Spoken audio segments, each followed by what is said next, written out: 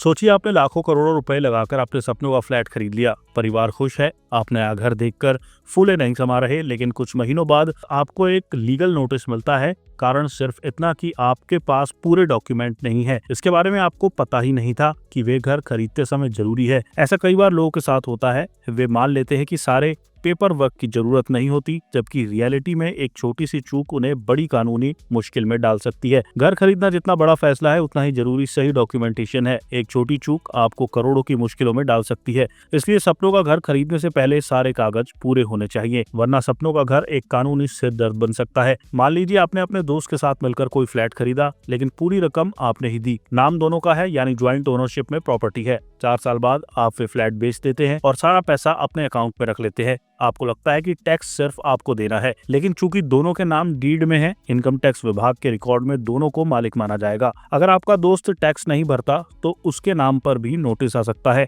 भले ही उसने 1 रुपया भी निवेश ना किया हो। कई बार ऐसा भी होता है कि एक को ओनर टैक्स भर देता है, लेकिन दूसरे को नोटिस मिल जाता है। अगर नगर निगम का टैक्स या पानी बिजली का बिल बाकी रह गया तो दोनों मालिकों से वसूली की जा सकती है। घर खरीदते समय ये डॉक्यूमेंट्स रखें अपने पास: असली टाइटल डीड और पिछली डीड्स, बिल्डिंग प्लान अप्रूवल और ऑक्यूपेशन सर्टिफिकेट, प्रॉपर्टी टैक्स बिजली पानी के बकाया ना हो, एनकम्बरेंस सर्टिफिकेट, सोसाइटी एनओसी और नॉन एग्रीकल्चर ऑर्डर। किसी भी केस में आपकी प्रॉपर्टी फंस सकती है। अवैध निर्माण पर नगर निगम सील या तोड़फोड़ कर सकता है, बैंक किसी पुराने लोन पर कब्जा कर सकता है, पानी बिजली काटी जा सकती है और आपकी प्रॉपर्टी की वैधता ही खत्म हो सकती है।